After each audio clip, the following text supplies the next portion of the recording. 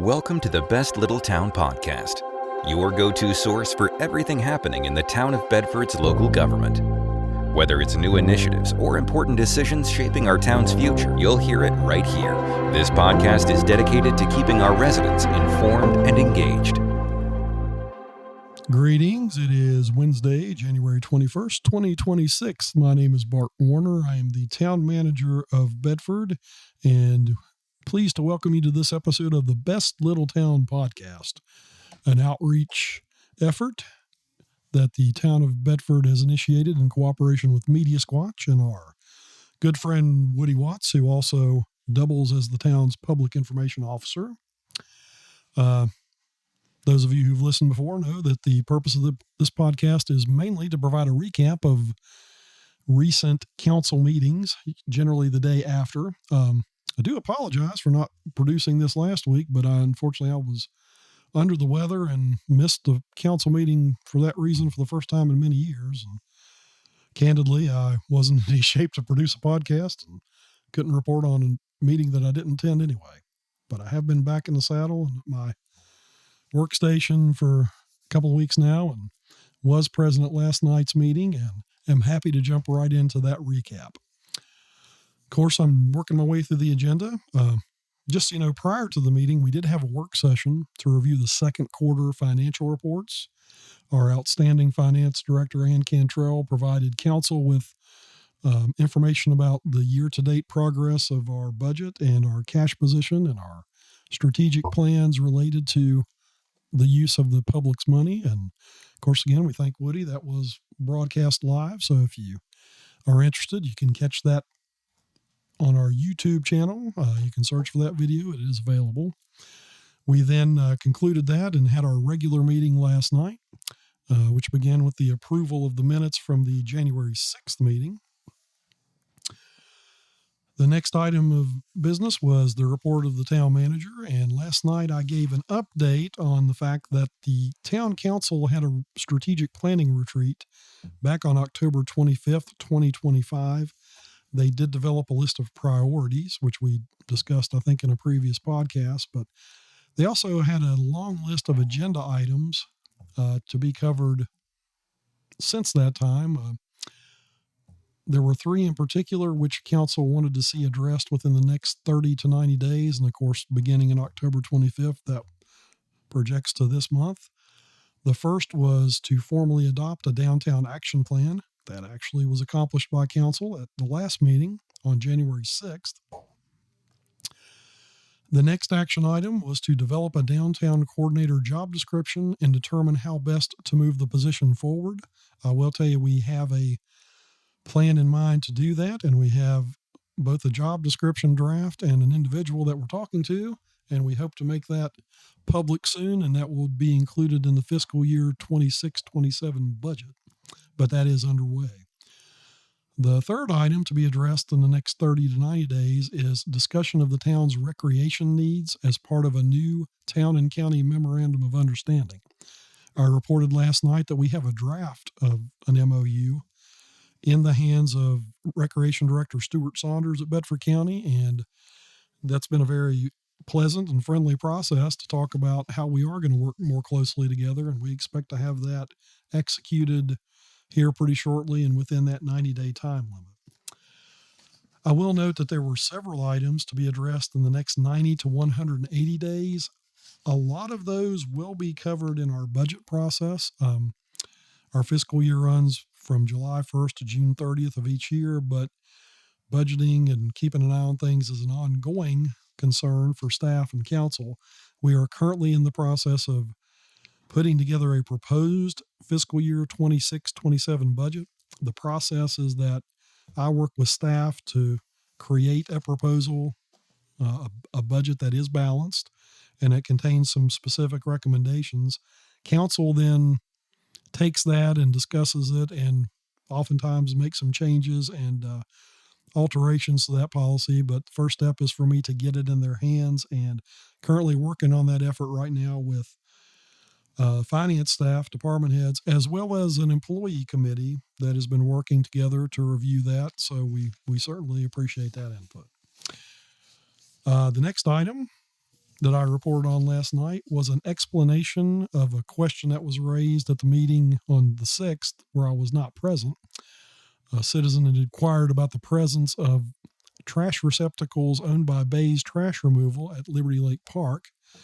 I noted that when the town discontinued its non-residential commercial solid waste collection service, that created a bit of an inconvenience, to put it mildly, for our non-residential customers. And even though the town actually has the wherewithal to continue to provide its own service, its own staff to provide that service for our facilities, frankly, from a perspective of fairness, we didn't think that was the correct thing to do. So, subjugating ourselves to the effects of our actions, we have entered into an agreement with Bay's Trash Removal for our own commercial solid waste disposal needs. We did that by means of a existing arrangement with Bay's, whereby they'd already been hauling our commercial trash. We added collection to that, and I noted that that arrangement will remain in place at least until we talk about the next step in that commercial trash issue, which is dealing with our existing transfer station. Once that is addressed, we will then go back and appropriately procure our own commercial trash service. But I will note that our observation thus far is the service we receive from Bay's is very optimal and actually saves us more money than it would if we were hauling it to Pennsylvania ourselves. Finally, last night I wrapped up with a couple of other items. I noted that Electric Director John Wagner recently completed a successful application for a $50,000 grant to study expansion of the Snowden hydroelectric plant's energy producing capability. And also, I concluded by noting that there is the likelihood of significant snowfall this weekend. One forecast that I follow indicates the possibility of a foot or more of snow, and I will tell you, as that forecast evolves, we're also seeing a mixture of ice, which is really bad news for our electric operation. But Public Works is already mobilizing. They have a plan in place. We will do our best to get the roads clear, keep the roads clear and safe, but also we understand that there might be some people that have a hard time getting out. Hopefully, if you can dig yourself out of the snow, if it's a large event, the roads will be in decent enough shape for you to get out and about, but we will do our best to provide that level of service. The next item on our agenda was appearances before council. This is the part of the meeting whereby we allow people to sign up to speak about, frankly, any topic that is near and dear to their heart. There's usually a 3-minute time limit associated with that. However, and this will become apparent in my report here momentarily, we try to be understanding about that. That's kind of enforced by the mayor. And oftentimes people will run over that time a little bit, but the mayor's in charge of running that. And particularly last night, there were a couple times when speakers maybe went a little bit longer than the 3 minutes, but in the mayor's discretion, that was good information, and he felt like the correct thing to do was to let them continue. So with that explanation in mind, the first speaker was Reverend Mark Gibson of Calvary Chapel here in Bedford, and he offered a prayer on behalf of council and the community. Our next speaker was Mr. Ken Parker, who operates the Bedford Boys Tribute Center on North Bridge Street. Ken provided an update of activities for the Tribute Center for 2025. He also had produced a documentary on DVD that he made available to members of council. He stated that as of the end of 2025, that the Tribute Center had received 21,000 visitors from 50 different states and 34 countries. He also noted that this DVD that he shared with us, he's also distributed worldwide. And particularly in France, he said it created a question of who were the Bedford Boys individually. In response to that, Ken and his staff undertook creation of a granite stone plaque identifying every Bedford boy by name. He spoke with some people with the National Guard Association in D.C. and also coordinated some things and reported that he was able to travel to France and place the plaque on the memorial on the beach in Normandy. And the date happened to be the 83rd anniversary that our Bedford boys boarded the Queen Mary to depart across the ocean on their ultimate mission to liberate France. And I'm going to be honest, I was so captivated by Ken's remarks that I kind of fell off on my note taking, but that's why we record the meetings. This would be a particularly good meeting to go back and watch on our video source. Again, if you go to youtube.com and search for Town of Bedford, Virginia, the recording of the meeting is posted. When I picked back up my note taking, I caught Ken at a point where he was talking about a coordinated effort that he's involved in, involving all legislators in Virginia and their federal counterparts, as well as representatives from the military who have presented a request, which we think will be acted on in the near future. My notes say that Ken says it might be a couple of years from now, to designate or rename one of the new warships that are currently being produced for the Navy to be named in honor of the heroes of our community. We could expect in the next couple of years the christening of a U.S. Navy ship that will be dubbed the USS Bedford Boys. So, again, if you haven't been to the Bedford Boys Tribute Center on North Bridge Street, just above the intersection with Main Street, Ken and his staff do an amazing job of preserving the legacy and memories of those young folks, those young men who made the ultimate sacrifice, and also does a great job of attempting to honor their families and really just kind of bring home the real experience of those individuals and to perpetuate their memory and to honor their sacrifice. The next speaker was Ms. Leslie Mahaffey. Leslie started by stating that she had posted on social media regarding the higher than average electric bills lately. And she also posted a notice of the town meeting, which occurred last night, and a copy of the town agenda, which I think everybody appreciates the efforts to let people know about the meeting.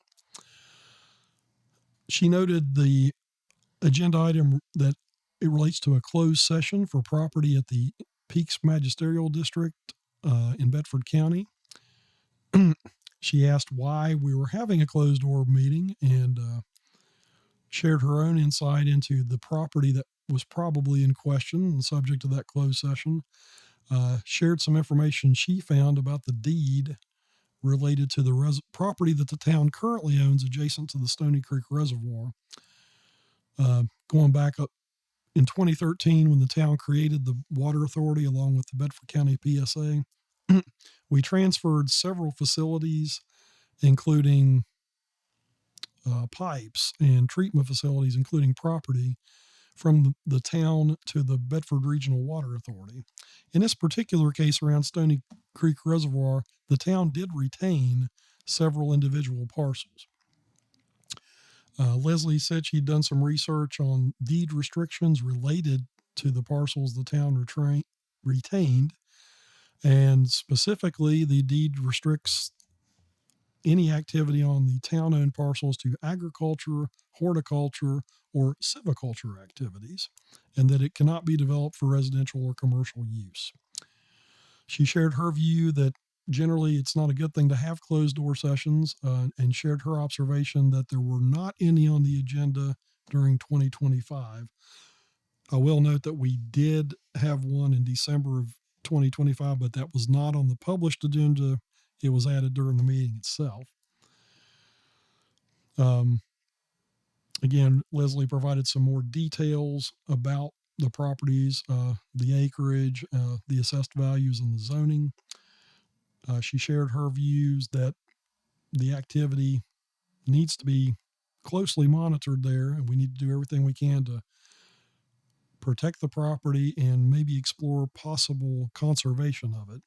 She did say that if it were to be sold, that she would request, but I think it's also a requirement, that it would be done in a public process and that there would be open bids for any potential sale and not in agreement with a single individual. Next on the agenda, the person who registered to speak was Mr. Danny Hilton. Mr. Hilton passed along a great deal of information, provided background about his own professional qualifications and personal experience and familiarity with the property.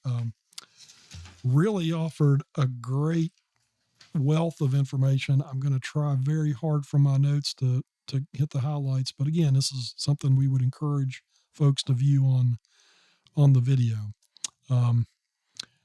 Several things talking about process. Again, the history of when the town created the Water Authority and conveyed property to the Bedford Regional Water Authority. One of the things Mr. Hilton noted was that 2 of the parcels that the town retained are actually functional parts of the reservoir, and he shared his personal opinion that those probably ought to be transferred to the Water Authority. I mention that specifically because I'm going to come back to it a bit later in this podcast.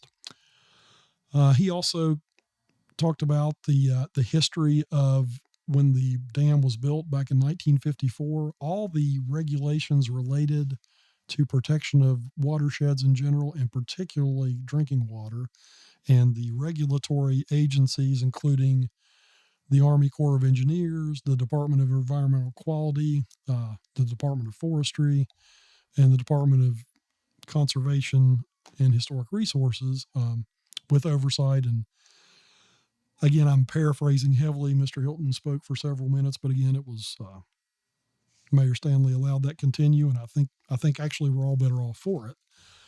Provided a wealth of information. So again, it shared his view that the property is mainly important for its value to our drinking water, and asked that any discussions of any change in use or ownership take those things into account. The next speaker before council was Ms. Roxy Fisher, who is a resident of town, and she said she had a question about her electric bill. Started by saying that her electric bill rose from $89 in a recent month to $297 most recently.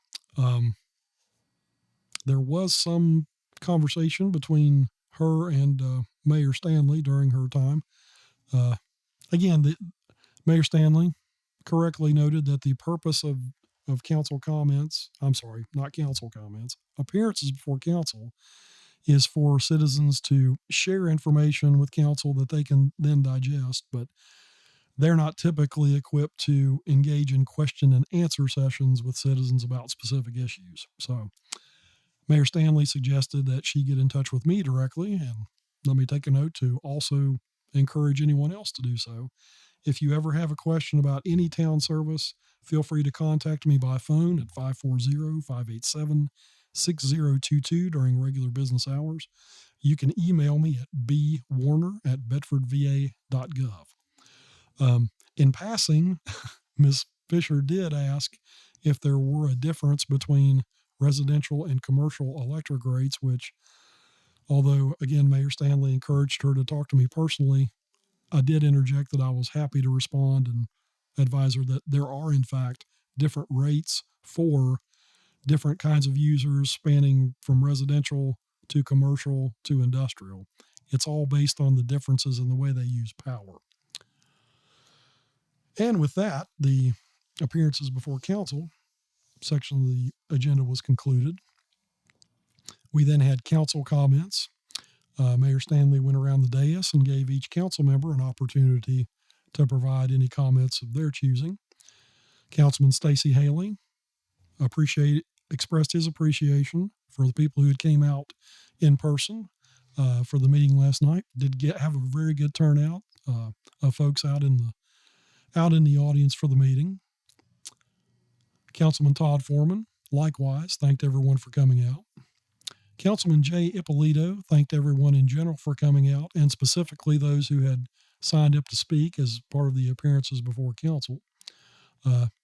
Stated that he learned a lot that he had not known about, particularly from Mr. Hilton's presentation.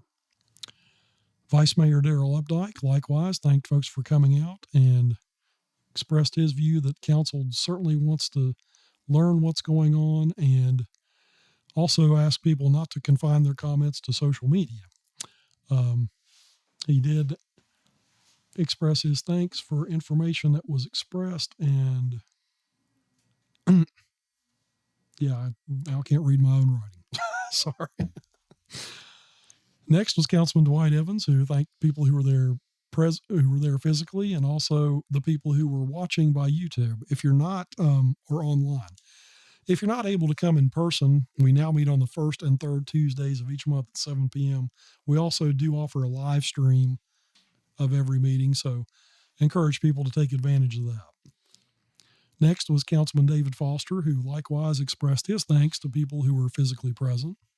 Finally, Mayor C.G. Stanley stated that he didn't really have a lot to add to the previous comments of his colleagues on council, but thanked people for coming.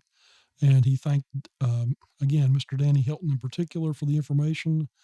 A lot of good information about the background and history related to the reservoir property itself, and also encouraged people to send any questions they have about any service, particularly the electric bills, to my attention, which again, I'll reiterate, I'm happy to field those questions.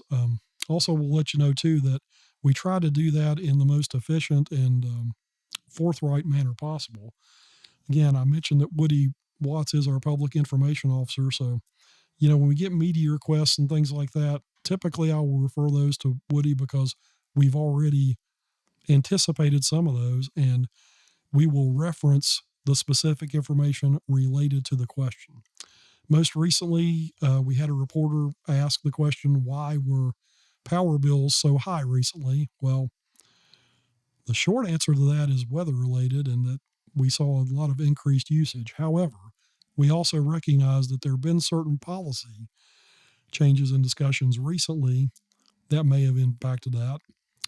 On your electric bill, there's really kind of two parts to it. There's the part that you use, and we do list your kilowatt hour usage on your bill, so you can look at that. And you do pay for that based on our rates. Those rates were increased recently by council back in the fall. There's also the part of your bill that details our costs to get the power to you. So in addition to what you personally use based on your kilowatt hours, the electricity that we provide you has to be created, transmitted, and distributed. And those costs are also going up and have been for some time. In fact, for many years, those costs have been going up, and the town has actually absorbed those costs, which if you look at our financial statements, you will note that our cash position has increased by several $1 million over the past few years. The direct reason for that is our absorption of those costs to get the power to our customers on their behalf. Frankly, we determined that that is not a trend that can continue for us to remain in business. And one of the things I'll note is what we see as the primary benefits of providing electric service to our customers is, in the rare occasion of an outage, we feel like we are better positioned to recover that quickly and provide the repairs than we would be if we were covered by a larger utility. Obviously, that's subject to interpretation and opinion by anyone, but the focus of our electric service is primarily reliability, then affordability, and then independence. So, again, just a word of explanation about the recent power bills, and we will reference the meetings where those rate changes were discussed. We'll also reference things like this podcast, and we'll also prepare written information. And again, we think it's good to communicate as objectively as possible. And so oftentimes we'll direct the media to those same resources. Again, there's no disrespect and certainly no intent to do anything other than be forthright, but we feel like in the interest of efficiency, that's a good way to go about it. So happy to have the opportunity to explain that to those of you who are listening. Next was a report of council committees, which there were none. The next item of business was revisions to the agenda. At this point, Councilman Jay Ippolito added that he wanted to add a couple of items to the agenda, which basically related to questions he had about some specific issues. When Mayor Stanley asked for expansion, Councilman Ippolito basically said he was curious about what's going on at the Yellow Building at the former middle school site, which is currently being converted to a boutique hotel under the provisions of a performance agreement that was executed with Waukesha Development previously. Those of you who have been paying attention know that, or probably aware, that the former middle school site is being redeveloped. The first part of that was the old brick building, which is now actively an apartment complex. There are people living there. That part of the project has been completed. The old yellow building, again, is slated to be opened as a boutique hotel, and Waukesha Development is working on that. I was able to report last night in response to the question that I did actually speak with our building official, who confirmed that there is activity ongoing to prepare that renovated use, but it may not be obvious to people who drive by or look from the outside. I noted that the owner of the building, Mr. Dave McCormick, has indicated his intention to open the hotel this summer, and kind of used air quotes when I made that comment because we don't have a specific date. But also, folks ought to know that Mr. McCormick is the owner of the property, and it really is no longer subject to a performance agreement because, frankly, he's satisfied a good part of that already. And our understanding is he's going to get the hotel up and running this summer. So the next issue that Mr. Ippolito brought up was an issue involving damage to the scale house owned by Bedford County. This occurred back in 2024. There was an incident in which a town vehicle struck the scale house at the county's landfill.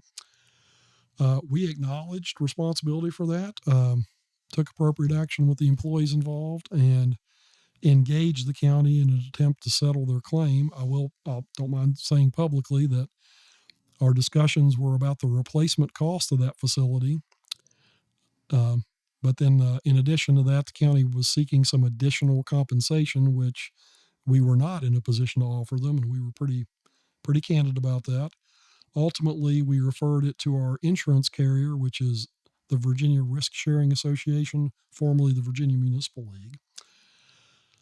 They denied the county's claim, and that's really the last we've heard of it for over a year. Talking with Councilman Ippolito later, I understand that was brought to his attention by a member of the County Board of Supervisors, as I reported last night.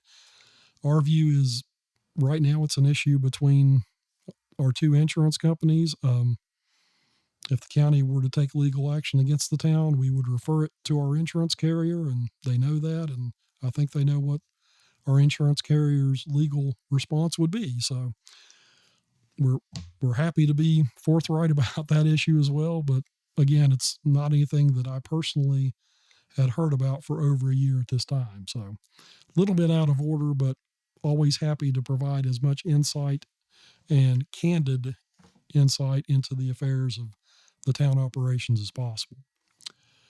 Next, we moved into the new business portion of the meeting last night.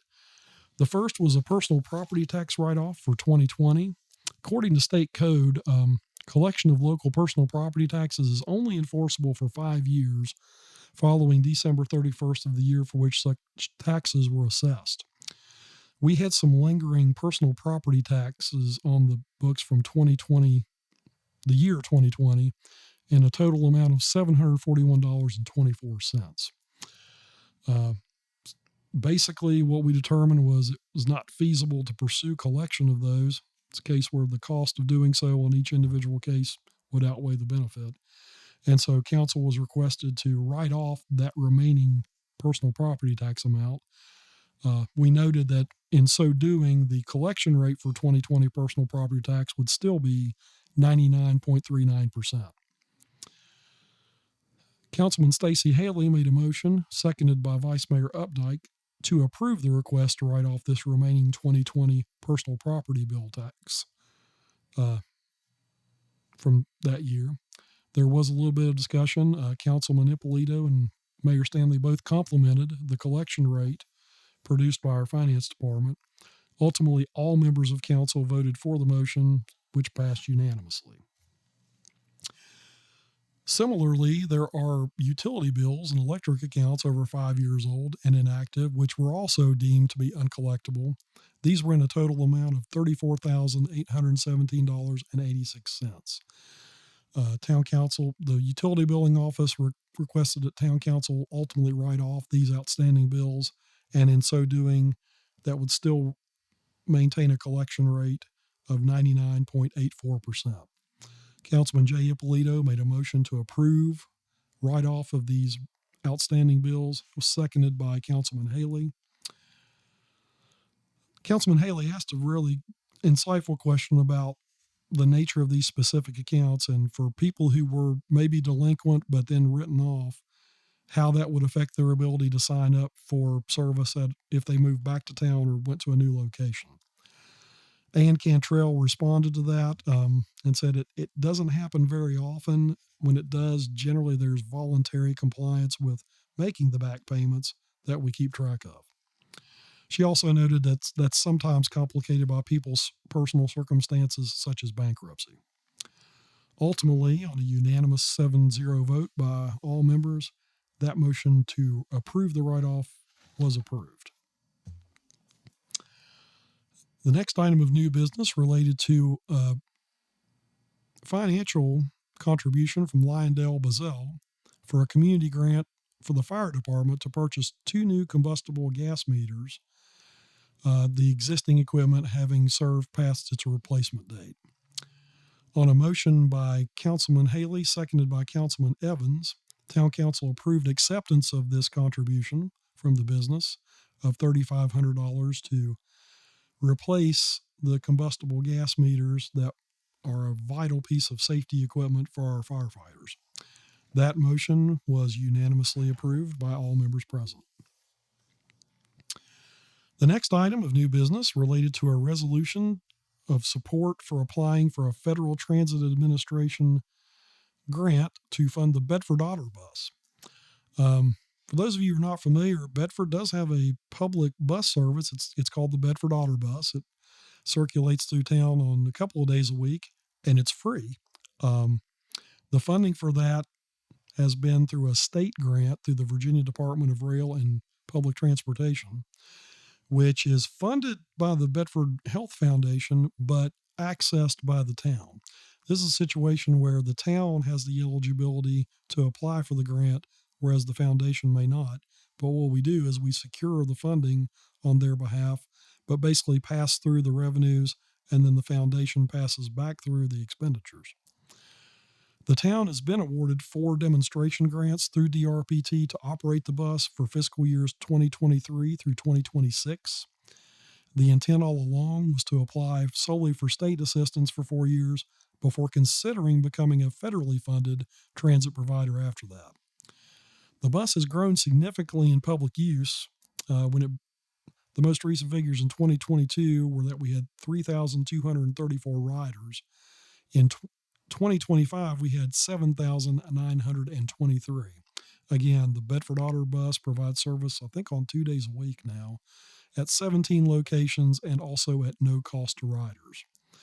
At this point, council staff has asked council to authorize us to submit the grant application for federal funding as a subrecipient, recognizing the commitment grant match will be required from an outside entity. The grant that we're pursuing, the estimated cost is $258,000. Todd Foreman made a motion to approve the request to pursue this grant. That was seconded by Councilman Dave Foster. Councilman Stacey Haley offered his observation that it's a really great and valuable program.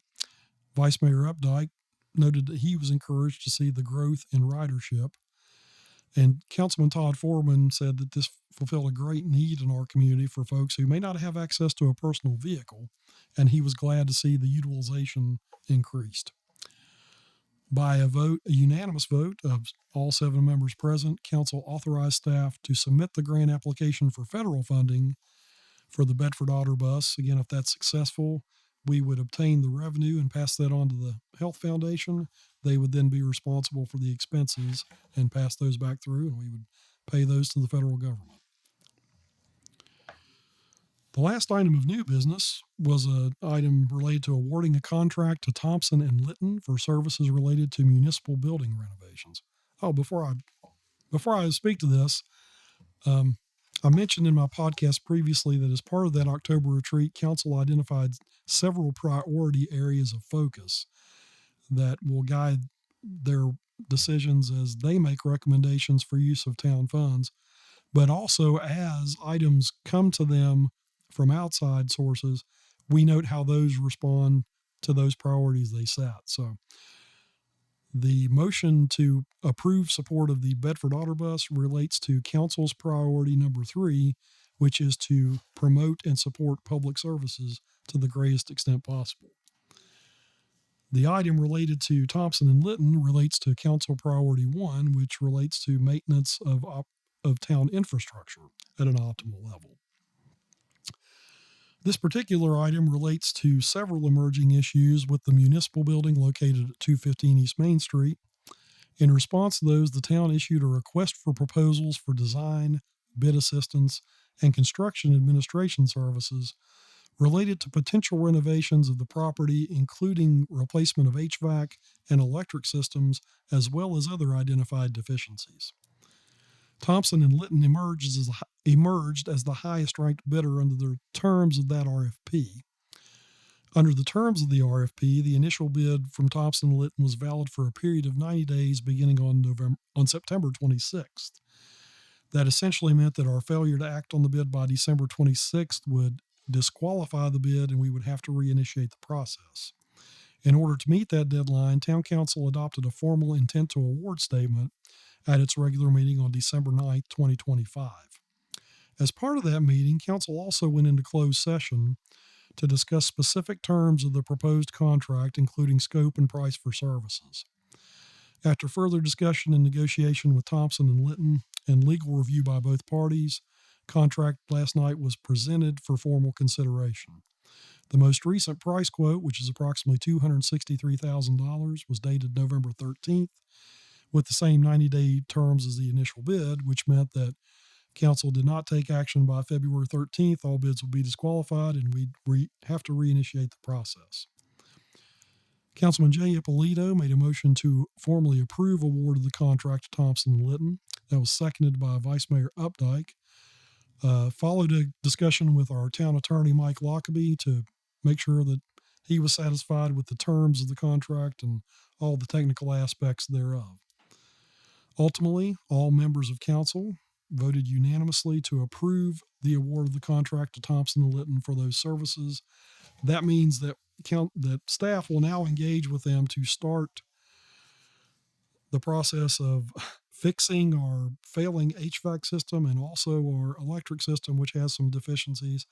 We anticipate that this will also involve relocating our staff, at least on a temporary basis, from the municipal building. In fact, this also means that the municipal building itself will not be available for use by not only staff but citizens. So first order of business for us is to talk to Thompson and Litton and talk about how we do that, how we relocate staff temporarily, and also provide services and access to services for citizens. So in my conversations with Thompson and Litton today, I can let you know that we're going to schedule that meeting in a couple of weeks and share that information as expeditiously as possible.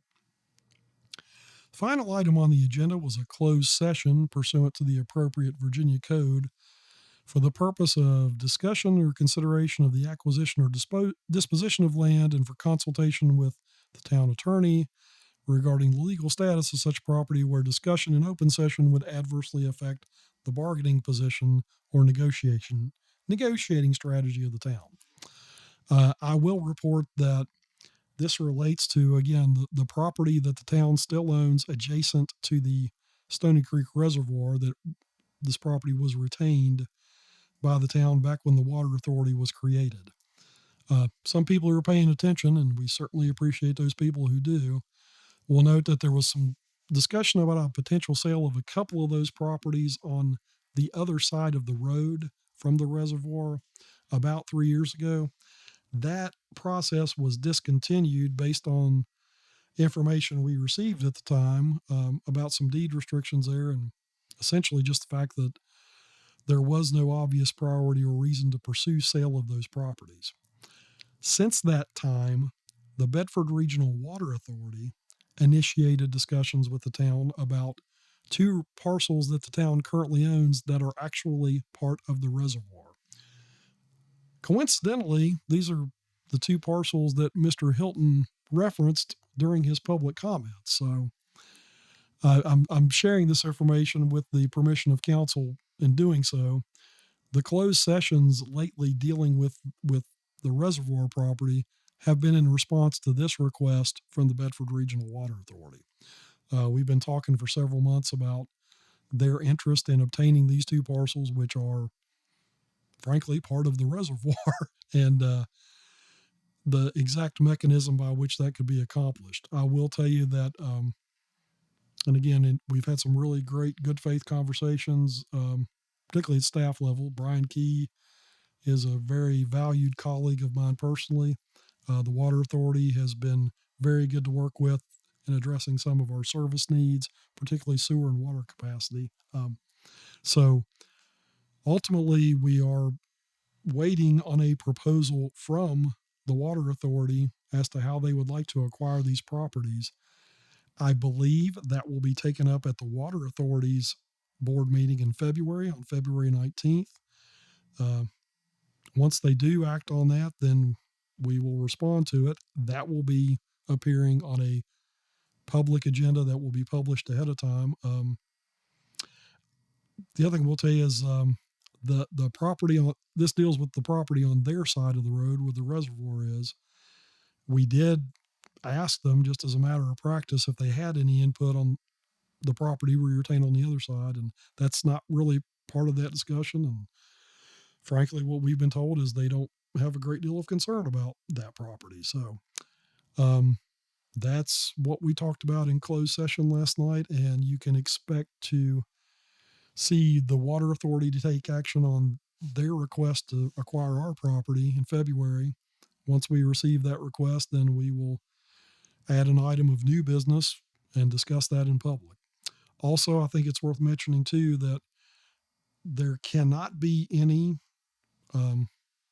sale or disposition of any public property outside of a public process. So I think council is aware of the fact that when they go into closed session that it raises questions and some people assume the worst. And I also think there's a commitment to avoid doing that as much as possible because we know it leads to some bad thoughts. But again, there are some times when there are things that are a little bit complicated, and sometimes there are negotiating points that we would be compromised or at a disadvantage if they were discussed publicly. That's not really the case in this particular situation with the Water Authority request. To the extent that we might do anything with the property on the other side of the road, there have been discussions in the past, but there are some ideas about that. Some of them really have merit, but those actions can't be taken in private conversation. They can't be taken in closed session. The only time the town can actually take any kind of business is in open session and by an open vote. So the other thing too is if you ever have a question about policies, particularly of the town, please tune into our meetings. Come personally on the first and third Tuesdays of each month at 7:00 p.m. If you can't make it, please watch the live stream. If there's something that happened at a previous meeting, we post the minutes on our website at www.bedfordva.gov. And we also maintain an archive of those meetings that we've recorded. We want to make sure that our citizens are well aware of what's happening and that things happen the right way. And we really do appreciate the fact that our citizens are engaged and concerned. And that's a genuine observation on behalf of the entire town government. That said, that wrapped up the action from last night's council meeting. We came out of closed session and then adjourned. Our next regular meeting is February, looking at Woody, I think it's the 3rd. Nope, that's not right. It is right. Our next regular meeting will be Tuesday, February the 3rd at 7 p.m. We invite you to come attend. Again, for matters of policy, those always occur at the council meeting. If you have a question related to your service or operations, you can also come to the council meeting and share those, but you're free to share those with me at any time. Or if you want to call the main number at Town Hall, that's 540-587-6001 at regular business hours. You can contact me, Bart Warner, at 540-587-6022. Or you can send me an email at bwarner@bedfordva.gov. If I don't respond to you in a pretty prompt manner, I will apologize for that. I don't have any better excuse other than that we've got several ongoing activities that are very divergent. But I will certainly if I can't respond to you directly, I will put you in touch with my colleagues who typically are much smarter than I am and have better insight into your issue. Again, thank you for joining me for this podcast, and thank you for your interest and support in promoting what we think is the world's best little town. If we don't meet that goal, understand it's always our objective. Again, as I mentioned last night, we are facing the prospects of some very cold weather. I hope that everyone will stay safe and stay warm. I'm also going to make a point to note that the cold weather means we're probably going to be using a lot more electricity, particularly for those of us that use electric heat. So we anticipate that there's going to be some bills that will show up about a month or a month and a half from now when we read the meters. But most immediately, our concern is for folks' well-being. We hope that you'll stay safe, you'll stay warm, and stay healthy. We will do our best to stay ahead of the weather event to make sure the roads are clear. And we will look forward to getting through this latest challenge. Hopefully it'll be a pleasant snow to look at because it's probably going to stick around for a while. Till next time when I join you, again, we thank you for your support, and we look forward to advancing the interests of the world's best little town.